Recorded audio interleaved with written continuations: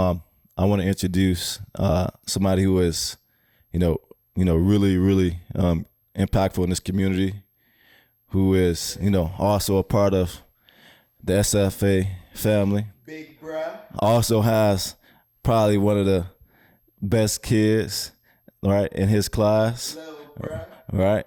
Man, who is, a known basketball player, right? Who is also, just one of them dudes, man, who wants to help everybody and, has a good following, has a good head on his shoulders, loves what he does. He is very similar to these guys you see right here. So I want to introduce one of the new staff members for SFA, coastal head coach and national assistant, and one of the skills development trainers. Okay, I didn't know he had all the titles. Right. So I want to introduce Dad of the year. right. Yeah. I introduce my guy, JC, Jordan Carrier, Senior. Yes, sir. Yes, sir. Yeah, We got Big Brother building.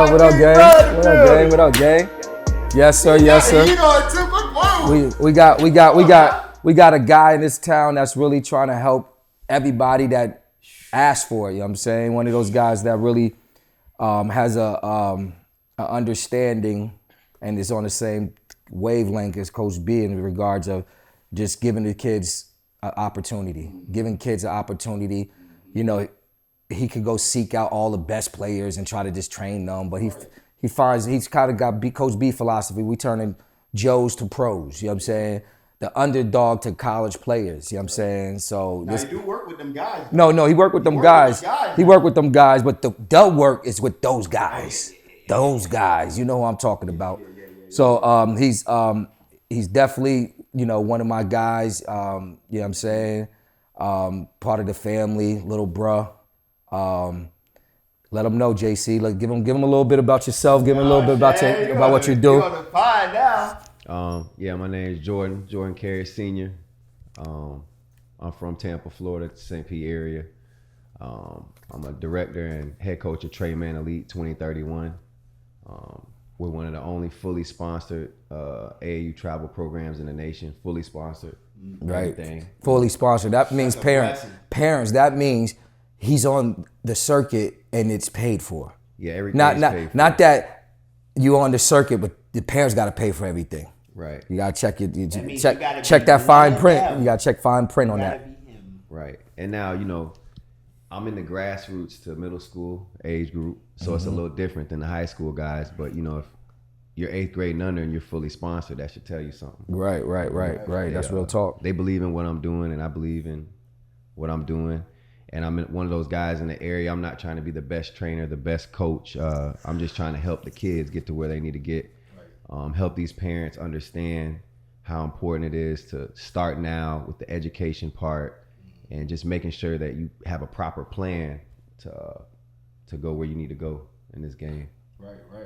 Right. So give us a little insight of the middle school travel circuit, and kind of balancing that with your son and raising him. Because we had an episode, I'm sure the world has saw the episode with me and my son, the challenges we had, and then him opening up about some of the things that he wish he could have been able to do. And I'm giving you advice about managing, like, make sure you be dad and do dad things and not just basketball. Right. Well, my son is one of the top players in his class, 2032. Definitely one of the top players in the state, and coaching and training him and being a dad can be a tough task at times. No, absolutely. The most part of it is probably like me and him being in the gym with all the other guys, and Right. him like, hey, why you gotta bring all these guys to the Right, gym? right. But overall, just balancing that as a dad is kind of like it's Juggling that. It's a juggling act, because at the same time as I teach these older guys who he looks up to, he sees some of these guys believe in me. Right. And believe what I'm saying, and I'm saying the same thing to him over and over again, but I'm saying the same thing to an 18 and a 17-year-old. Right. So it's starting to click with them, like, okay, dad knows what he's talking about. Right. But overall, man, it can be tough, but it's a good tough. Right. You No. know? spend a lot of time with your son. I spend a lot of time with my son. We're homeschooled, and a lot of people, they don't agree with what I do. Right. They don't agree. Oh, all he does is play basketball and this and that, but there's more to it than just basketball. Yeah, absolutely. I'm able to be hands-on with him. Academically. I was a Division I athlete. Right. I graduated in 4 years, not 5, not 6. So I know what it takes to be successful. Right. And and I'm not knocking anyone who's sending their kid to public school, private school, whatever, but they're only getting 3 to 4 hours of education a day. Anyway. Okay. Anyway. And then your kid's being exposed to a lot of different other things. Right. So if a parent can prevent that and kind of shelter that area a little longer, Control the narrative, right? I think the trajectory of the kid being successful overall is a higher percentage. Right. Now, I'm not knocking anybody else's path or walk, right? But I'm just saying my own philosophy of it. Right. No, it makes sense. Makes sense. Because you started training JJ around what age? What age did you start saying, all right, it's time to start thinking about this as a career? I would say right around the time I met B. Right. Around the time I met Coach, and I saw him in there with his son, and didn't even know Messiah was his son. Right. And I would say we started training consistently at 9 years old. Oh man. 9 years old. He's what now? 12. He'll be 12 in November. Right. He'll be 12 in November. But a lot of people, I tell people with the kids, either your kid wants to do it, or you got to kind of push them. If anybody knows my son, he's always, let's get in the gym. Let's get to it. Let's go there. Every single time. So it's never like a thing where I'm just in the gym with him training, Then when he sees these other guys, a couple of the guys I train, 17, 18 years old, we go to the gym one time, and then they call him back. Hey, coach, it's 7:30, 8 o'clock. The YMCA is still open. Don't close till 9:30. Can we get back in? Right. And he'll see these guys that he looks up to, like, dang, they want to go back again. I'm like, yeah, I want to go back. Right. So That's I'm what it kinda takes. I'm just teaching him that, hard work will get you where you want to go at. Exactly. Starting using basketball as a tool, but it's an object of help. Right. How is it managing, coaching your son, and also dealing with parents and daddy ball and how managing those relationships with parents as a coach of a son on the team? I know it was difficult for me. Okay. Just the pitfalls of the chirps in the stands about how you manage your son's playing time versus another kid, and just the balance of that whole thing. Especially because your kid is super talented. Well, I'll tell you this. So you got competitive travel ball, Right. and then you have travel ball where you have people, Paying to play. paying to play. When you're not paying to play, and there's 7 guys on this team, Right. where I'm making sure they all get to where they need to go, mom and dad. Right. At 10, 11 years old, Right. what are they gonna say Right. when I'm balancing everything? Right. And on the level that I coach on, even though they're young guys, the parents understand they're a lot harder on the kids than I am. Yeah. So I let them be the bad cop, and I'm Be the the good cop. All right. Good So philosophy. when you're on the level that I'm coaching at, it's crazy. It seems, when Coach B knows, I got parents who are on their kids so hard, Yeah. to where I'm like, hey, look, I'm right here. Right. We'll worry about that later. Later. Right. So when we're playing on these levels, and you guys have been there, I don't really have to yell at my son or say too much other than just tell him what's going on. Because Right. he's watching everybody else be so competitive. Right. So I don't never really have issues, to be honest with you guys, Right. with the playing time. Right. Because on the level that we play at, again, we're playing 6 games in a weekend. Right. Competitive basketball. Right. So everybody gonna play. So everybody gonna play. Right. I can't play my son The whole 28 game. minutes, Right. 6 games. Right. All right. I don't know if you guys played AAU. I know you've been playing a long time. But we used to play 3 games in a weekend, 4 max. Right. Kids are playing 6. Yeah. 2 and 3 times a weekend sometimes. Right. 2 or 3 times a month. I'm sorry. So with those games, everybody plays. Right. Now, I do have some times where parents come to me and they're like, hey, I want my son to get more touches, or I would like so-and-so to get more shots. And everybody wants their kid to be a guard. Right. Because Okay, that's or a point guard. Right. Because they think that's gonna be the Instagram sensation. Right. Yeah, but what does the point guard do? He He facilitates. passes the ball. Yeah, More generally. Right. Right. So, everything after that is just a plus. Right. So, No, I don't have a lot of issues with that, but it is challenging at times. Right. But not from that aspect of playing time. Okay, that's good. That's I good. got a question though, because like now, I mean, Coach Jalil kind of announced that you got this opportunity at SFA and everything like that, and you're bringing your son along.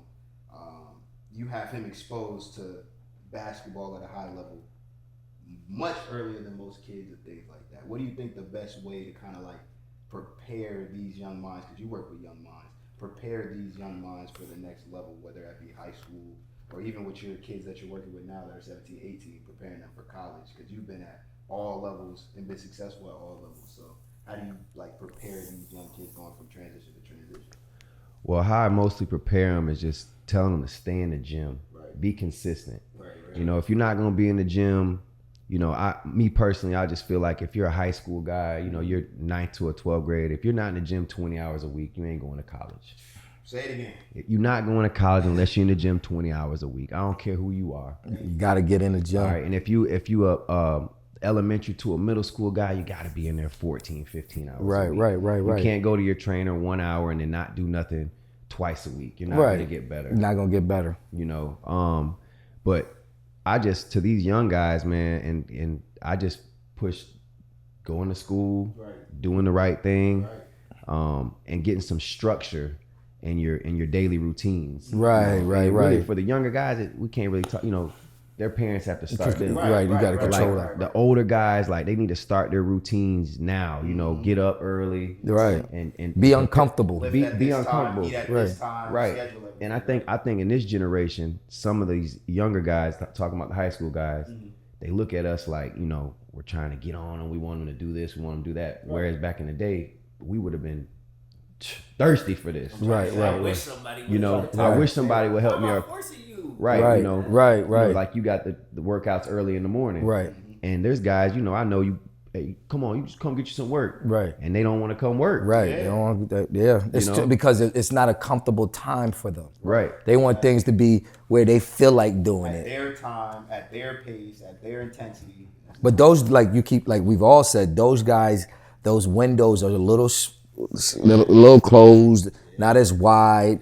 You just didn't put in the time. We all believe there's a level of time that needs to be committed to be successful. So 1,000%. gotta commit the time. 1,000%. So another question before we get into your top 5. We are going there. We have to. Oh, Lord. We have to. Because So you're tell- from the city, so. right. So tell us some of the benefits with working with Mike one-on-one, the Plyro, and you know, I know he did a little bit of that with Ilm, and then Mike kind of, you got with Mike. We told you to get with Mike to continue that. Tell me the advantages of getting him Plyro and conditioning and muscle build up and mobility and flexibility. Flexibility. Tell us the benefits of Wiley Athletics. Okay. As a young age. At a Okay. young age. Okay, so first off, I'm a coach. I'm a trainer. Right. I've been in the game. Right. Tore my ACL. You know, I've had rehab, and Right. I know a lot of different people. I got one of my best friends, a kinesiologist, Right. and you know he watches my story, and I hollered at Mike because I seen him train in Messiah. Right. I see he's a young dude, you know, and he's trying to be great. Right, And right. He stands behind what he says, and everything he says or tells you, he's researched. I can tell by just talking to him. Right. We started with JJ last year. Yeah, what I would last say. year. And it just took us to new levels as far as, you know, him being stronger. You know, out there on the circuit, we playing kids sometimes 2 years older, bigger, and stronger. Double reclass. Yeah, older kids. And everything that we've done with Mike has benefited us. I mean, we're in the gym now with 8th to 11th graders, and you know, he's able to Killing. Sustain. He's able to, like, you know, get to his spot. With Mike being a young guy, he's always looking to help, similar to me, and he always studies the nuances of the sports medicine world and the recovery. And I could tell you for sure, like, from the time I started working with Mike, and we were like in season, so we were doing more recovery Right. than like strength and conditioning. My son even told me, like, Dad, like that massage gun, you know, the mobility, the hip stuff, the ankle stuff, he just would feel like he could make it through the weekend. Right. Before we Right. started doing stuff, you know, like I was saying earlier, as you asked me, you know, Saturday we playing 2 games, sometimes 3. Right. Because on the circuit, if you lose 1 game on that Saturday, you got to play again that night. Yeah, And if you lose that 3rd game at that night, your ass go home. Right. So I started to notice towards the end of the season, especially balling on the beach. Right. You know, we're playing the number 1 team in the nation. We're number 5 or 6. We're playing the number 2 team in the nation the second. I mean, these are real competitive games. Right. And, you know, Sunday, he's up. Ready. Ready to go. He's like, Right, he's right. stretching. I'm like, what's good with you? He's like, I'm ready. Coach Mike. You know, Coach Mike. Snap, crack, pop. That's Right, love. good. That's And love. I mean, it's gotten to where, and Mike knows, you know, I stand behind him 1,000,000%. Right. Appreciate it. I've got all my guys on his mobility and stretching program. Right. JJ showed them. So all 8 of my guys are on his program. Right. No, that's a beautiful thing. Yeah, he brings a level of expertise to the whole family that we need. So let's clap it up for Coach Mike. Coach Mike You know what it is. You know what it is. We just try to do it early because one thing is that when you get the kids to start doing it early, they start recognizing it. They have their own experience with what they're doing. When you have kids do it later, they might have an experience based off of maybe their dad or another player or whatever the situation is. So they're not really recognizing how to do it. They're not a sponge anymore. And your son, just credit to your son, he's like he's super sponge. Like he takes in everything. We had him in the sand pits, and the first day, you know, he was sick or whatever the situation is, but the next day he remembered almost everything that we did, and he's going into the next thing. What can we do next? I know he's practicing at the crib, so it's credit to your son, you know what I'm saying? But, no, yeah, he definitely you know what a I'm different saying? type. So He definitely is a different type. I love that little dude. when I tell you, y'all be watching. Right, Y'all be right. watching now, because we Right. told you. Messiah really took affection to him in a way like, yo, this little bro gonna be straight. So just keep working with him.